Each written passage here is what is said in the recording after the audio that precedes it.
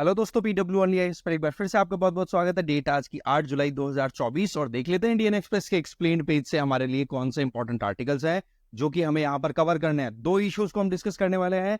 एक मुद्दा रहेगा, पीएम नरेंद्र मोदी जी अभी रशिया की विजिट पे जा चुके हैं, तो ऐसे में क्या प्रायोरिटीज हैं, डिफेंस का क्या स्टेटस अभी चल रहा है, ऑयल इंपोर्ट पे हम क्यों रिलाई कर रहे हैं और कैसे ये डिप्लोमेटिकली एक तरीके से टाइट ड्रॉप वॉक हो रहा है इंडिया के लिए, और रशिया यूक्रेन वॉर में इंडिया का क्या रोल हो सकता है, साथ ही साथ चाइना के इन्फ्लुएंस को साइड करने के कैसे एफर्ट्स हम कर रहे हैं। तो इन सारे एंगल्स को यहां पर सम अप करेंगे। साथ ही साथ जो बाइडन अभी यूएस इलेक्शन प्रेसिडेंशियल इलेक्शन में पार्टिसिपेट कर रहे हैं, बट वहीं पर देखा जाए ना तो उनके ऊपर प्रेशर है कि भाई आप चुनाव मत लड़ो, क्योंकि रिसेंट जो डिबेट हुआ डोनाल्ड ट्रंप के साथ में उसमें वो अच्छे से बात भी नहीं कर पाए थे, अपने पॉइंट्स नहीं रख पाए थे, और रशिया यूक्रेन वॉर कहीं ना कहीं ऑलरेडी यूएस प्रेसिडेंशियल इलेक्शन पे अपना इंपैक्ट डाल रहा है। वहीं पर इसी तरीके की एक स्टोरी पहले की भी है जिसमें हम देखेंगे कि Lyndon B Johnson Vietnam war के चलते प्रेसिडेंशियल इलेक्शन से स्टेप डाउन कर गए थे। तो ऐसे में ये स्टोरी भी जानना हमारे लिए जरूरी है कि कैसे इंटरनेशनल एस्पेक्ट अमेरिकन पॉलिटिक्स और अमेरिकन पॉलिटिक्स का इंटरनेशनल एस्पेक्ट पे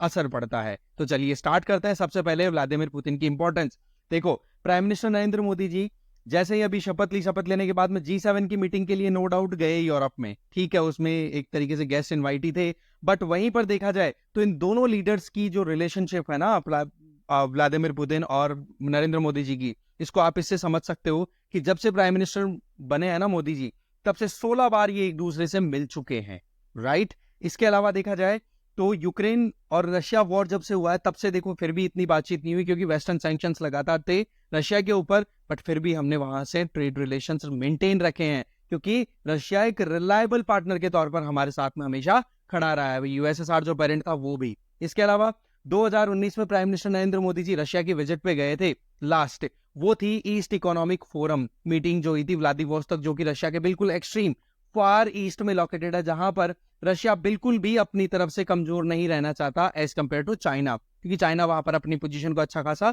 बना रहा है लगातार।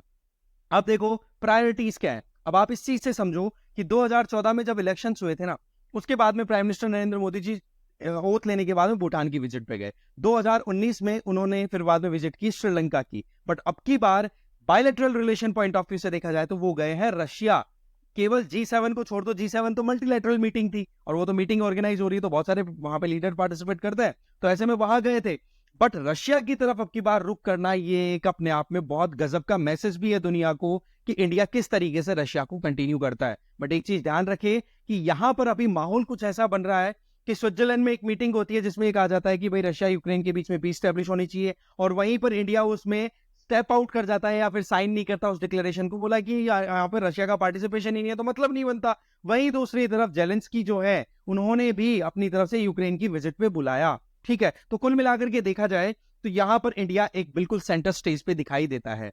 इंडिया और मॉस्को रिलेशनशिप की इससे आप आइडिया लगा लो कि एक तरफ तो नेटो की मीटिंग हो रही है जहां पर 32 नेशंस वॉशिंगटन डीसी में 9 से 11 जुलाई के बीच में 75वीं वर्षगांठ सेलिब्रेट करने के लिए इकट्ठा हो रहे हैं, ठीक है, जो कि एंटी यूएसएसआर अलायंस था और अब वो एंटी रशिया मिलिट्री अलायंस हो गया है। बट वहीं दूसरी तरफ इंडिया जो है वो अपनी तरफ से अपनी मीटिंग ऑर्गेनाइज कर रहा है पुतिन के साथ में, राइट। इसके अलावा हमारा रिलेशन पिछले 7 दशकों पुराना है और हमारी रिलेशनशिप जेनरोसिटी बेस्ड और फ्रेंडशिप बेस्ड हमारी रिलेशनशिप कंटिन्यू रही है।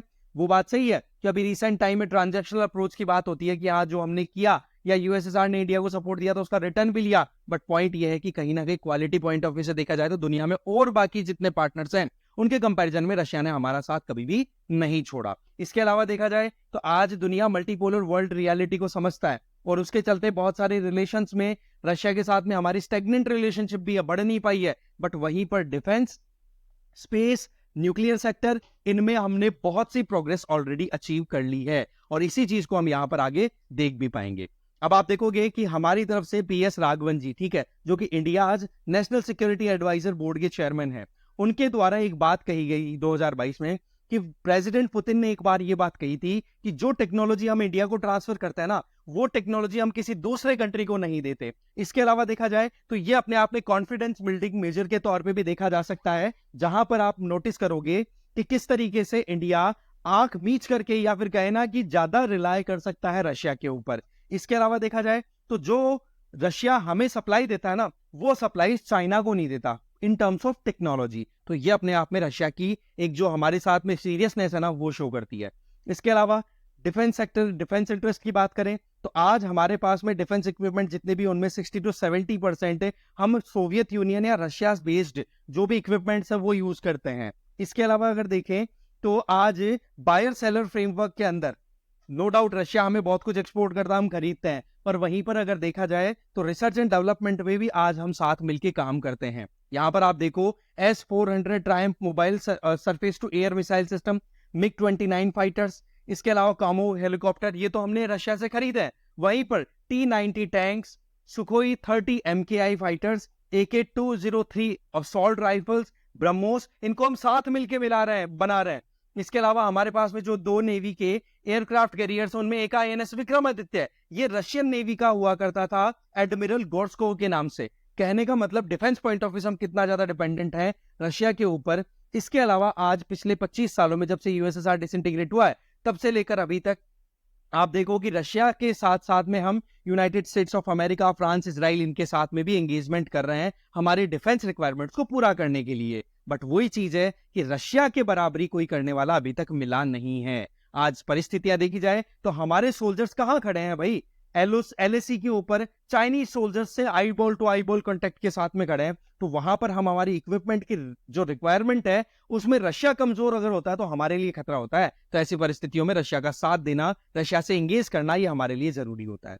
इसके अलावा जब हमने तेल खरीदना शुरू किया तब हमारे external affair minister S Jaishankar ji ने क्या कहा था कि बोले एक दोपहर में यूरोप गैस खरीदता ना, बोले उतना हम तेल पूरे साल में या पूरी एनर्जी पूरे साल या 6 महीने में खरीदते हैं। तो कुल मिलाकर के देखा जाए तो हमने नेशनल इंटरेस्ट की बात की और उसी को अपहेल्ड करते हुए हमने ये कहा कि भाई हम हमारे कंज्यूमर्स के ऊपर ज्यादा फोकस रखेंगे, हम हमारे लोकल इन्फ्लेशन को टैकल करने के लिए जो अभी हमें करना पड़ेगा हम करेंगे। तो कुल मिलाकर के देखा जाए तो इसका आउटकम क्या निकला। पहले ये एक्सपेक्टेशन थी कि 2025 तक इंडिया रशिया बायलैटरल जो ट्रेड है वो $30 बिलियन तक पहुंच जाएगा। बट जब से रशिया यूक्रेन वॉर हुआ है ना उसके बाद में हमने डिस्काउंटेड रेट के ऊपर तेल खरीदा है। तो डिपार्टमेंट ऑफ कॉमर्स की तरफ से जो डेटा रिलीज हुआ उसमें 2023-24 में हमारा ट्रेड कितना हो गया, $65.7 बिलियन। मतलब एक्सपेक्टेशन का डबल तो हम ऑलरेडी पहुंच चुके हैं, राइट। इसके अलावा अभी जो हम इंपोर्ट करते हैं ना वो ज्यादा है। क्यों? क्योंकि हम इंपोर्ट करते हैं ऑयल, पेट्रोलियम, इसके अलावा फर्टिलाइजर, मिनरल रिसोर्स, ठीक है, precious stones, metal, vegetable oil, ये हम रशिया से इंपोर्ट करते हैं। इसका मतलब ट्रेड सरप्लस में है रशिया, हम डेफिसिट में है। और ये चीज आप यहां से देख सकते हो कि रशिया के साथ में यूक्रेन रशिया वॉर के पहले क्या रिलेशनशिप थे, ट्रेड था, और अब कितना हो चुका है, ठीक है। अब एक चीज ध्यान रखिए, रशिया से अगर हम ट्रेड डेफिसिट में है ना, इसका मतलब दूसरे कंट्रीज का हमने ट्रेड डेफिसिट रिड्यूस किया है। क्यों? क्योंकि हम रशिया से वो माल मंगवा रहे हैं जैसे क्रूड ऑयल जो हम दूसरे कंट्रीज से मंगाया करते थे। तो एक रिप्लेसमेंट का तौर भी हम देख सकते हैं। साथ ही साथ डिप्लोमेटिक एस्पेक्ट में देखें तो इंडिया के लिए देखो बहुत मुश्किलें हैं, क्योंकि हम वेस्टर्न कंट्रीज के साथ भी अभी एंगेज कर रहे हैं, जहां एक तरफ वेस्ट है, दूसरी तरफ रशिया और बीच में इंडिया। इंडिया ने अपनी तरफ से कहते हैं ना कि रशिया को एक्सप्लिसिटली तो कंडेम किया नहीं कि रशिया ने इन्वेड किया, बहुत गलत है, बट इंडिया ने एक जो बुका, वहां पर बूचा जो नाम से एक लोकेशन है यूक्रेन में, वहां पर मैसेक्री देखने को मिला, उसको लेकर के इंडिया ने कहा एक इंडिपेंडेंट उसका इन्वेस्टिगेशन होना चाहिए। रशियन लीडर्स के द्वारा न्यूक्लियर वॉर की बात की गई तो इंडिया ने कहा कि बोले ये स्टेटमेंट बिल्कुल भी रिस्पॉन्सिबल स्टेटमेंट्स नहीं है। साथ ही साथ यूनाइटेड नेशन सिक्योरिटी काउंसिल में रशिया के खिलाफ में बहुत से रेजोल्यूशन लाने की कोशिश की गई, बट इंडिया एब्सटेन कर गया है। कहने का मतलब कि रशिया को उसके द्वारा अगर कोई गलत काम किया जा रहा है तो वहां पर इंडिया ने एक सजेस्टिव मैनर में, कंस्ट्रक्टिव मैनर में अपनी स्टेटमेंट दी है। बट वहीं पर यूएनएससी या कहीं पर भी रशिया के लिए बिल्कुल आड़े हाथ लेने वाली बात हुई तो इंडिया वहां बिल्कुल भी आगे नहीं आया। साथ ही साथ इंडिया अपनी तरफ से बार बार कह चुका है कि ये समय है यूएन चार्टर के अकॉर्डिंग पीस स्टैब्लिश करने का। साथ ही साथ इंडिया की तरफ से जब हमारी तरफ से प्राइम मिनिस्टर नरेंद्र मोदी जी, ठीक है, उज्बेकिस्तान में मीटिंग करने के लिए, एससीओ की मीटिंग के लिए गए थे, तो वहां पर क्या कहा था कि प्रेसिडेंट साहब this is not the era of war, ये युद्ध का समय नहीं है। और इस बात को फिर बाद में G20 का जो डिक्लेरेशन फाइनली डिक्लेयर हुआ था तो वेस्टर्न लीडर्स ने पुश भी किया कि देखो नरेंद्र मोदी जी ने क्या बात कही। बट पॉइंट यहां पर क्या आ रहा है कि इंडिया किस तरीके से एक सेंटर स्टेज ले चुका है आज के समय। आज इंडिया एक न्यूट्रल प्लेयर का रोल प्ले कर रहा है, जहां पर एक तरफ व्लादिमीर पुतिन से बात हो रही है तो जो एक तरफ दूसरी तरफ व्लादिमीर जेलेंस्की से भी बात हो रही है। जेलेंस्की ने तो जब G7 मीटिंग अभी इटली में अटेंड करने गए तो ये कहा कि आप की विजिट के लिए भी आओ, तो हो सकता है कि प्राइम मिनिस्टर मोदी कीव की विजिट के लिए भी जाए। तब आप समझ सकते हो कि कितना ज्यादा रेलेवेंस है। जो मैक्सिकन प्रेसिडेंट है उन्होंने क्या कहा, ये अपने आप में बड़ी गजब की बात है कि prime minister Modi, Antonio Guterres, ये आपके हो गए यूएन सेक्रेटरी जनरल, और पोप फ्रांसिस, तीनों मिलकर के इस युद्ध को शांत कर सकते हैं। वहीं पर अगर देखा जाए तो स्विट्जरलैंड में जब लास्ट मंथ मीटिंग हुई थी यूक्रेन पीस से रिलेटेड, उसमें इंडिया ने कह दिया कि रशिया के बिना कैसे पीस समिट आप स्टैब्लिश कर रहे हो यहाँ पर।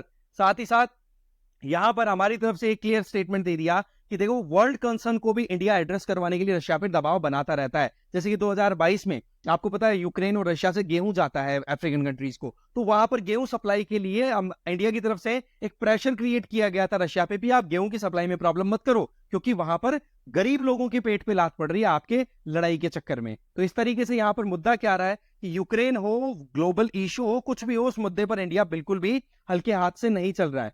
और साथ ही साथ लास्ट में हम पॉइंट उठाए चाइना का, तो देखो चाइना और रशिया की रिलेशनशिप अभी रिसेंट टाइम में बहुत ज्यादा बढ़ी है, तो इंडिया बिल्कुल भी वैक्यूम नहीं छोड़ना चाहता कि चाइना के बिल्कुल क्लोज जाकर के रशिया बैठ जाए। इस वजह से इंडिया बिल्कुल भी इस मीटिंग को हल्के में नहीं ले रहा। साथ ही साथ अभी रिसेंट टाइम में वेस्टर्न जो डेलीगेट्स हैं उनके साथ में बहुत सारी मीटिंग्स हुई है, जिनमें हाईलाइटेड एक बताया जाए तो दलाई लामा, तिब्बत के जो आप कह सकते हो रिलीजियस लीडर है, उनके साथ धर्मशाला में मीटिंग करने के लिए अमेरिकन लीडर्स आते हैं, ठीक है। तो वहां पर हमारी तरफ से भी टॉप लीडरशिप थी, तो उस पॉइंट ऑफ व्यू से हमारी रशिया के साथ में विजिट एक तरीके का बैलेंस मेकिंग का काम भी करेगी। इसके अलावा देखा जाए दोनों कंट्रीज 2000 से लेकर अभी तक लगातार अपनी एंगेजमेंट्स लगातार बनाए हुए, 21 मीटिंग्स अभी तक हो चुकी है बायलैटरल लेवल पर रशिया और इंडिया के बीच में।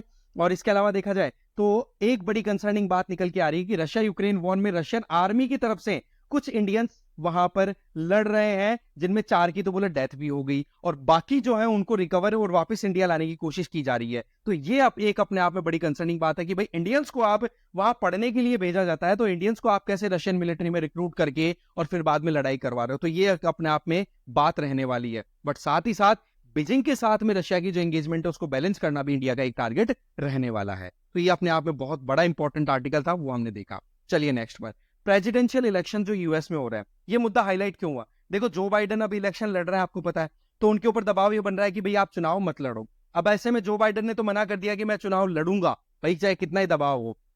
बट ऐसा पहले हो चुका है कि ruling party, that means incumbent president जो है, उनके द्वारा अगले चुनाव में किसी प्रेशर के चलते उन्होंने स्टेप डाउन कर दिया, और वो थे प्रेसिडेंट लिंडन बी जॉनसन। क्या इक्वेशन थी वो समझो। अब देखो मुद्दा कुछ ऐसा है कि जब लिंडन बी जॉनसन प्रेसिडेंट खुद थे 1965, 1964, 65, 66, 67 के लगभग, तो 1968 में जब चुनाव होने वाले थे तो उन्होंने स्टेप डाउन कर दिया। और क्यों किया, उसके पीछे लॉजिक था वियतनाम वॉर।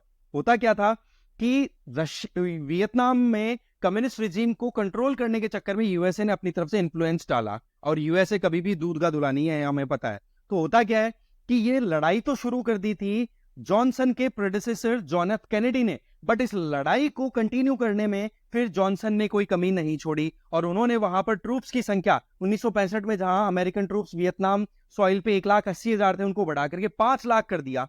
अब होता क्या है कि शुरुआती तौर पर तो जॉनसन को बहुत ज्यादा फेम मिली कि अरे वाह बहुत बढ़िया, अमेरिका बहुत अच्छा काम कर रहा है। बट टाइम बीतने के साथ साथ में जॉनसन की जो एक थी ना क्रेडिबिलिटी, या फिर जो ये है जॉनसन, ठीक है, जो उनका सपोर्ट था वो बेस डिक्लाइन करने लग गया। तो ऐसे में उनकी इंटरनल पॉलिटिक्स के चलते, या फिर कहें पॉलिटिकल डेमोक्रेसी के चलते, या फिर कहें पार्टी की पॉलिटिक्स, पार्टी की डेमोक्रेसी है उसके चलते जॉनसन को स्टेप डाउन करना पड़ा। फिर उसके बाद में वहां पर एक ट्रायंगल कैंडिडेचर कंपटीशन होने लग गया डेमोक्रेट्स के बीच में, जिसमें कैनेडी, मैककार्थी और हॉबर्ट हम्फ्रे जो कि जॉनसन के वाइस प्रेसिडेंट थे, उनके बीच में।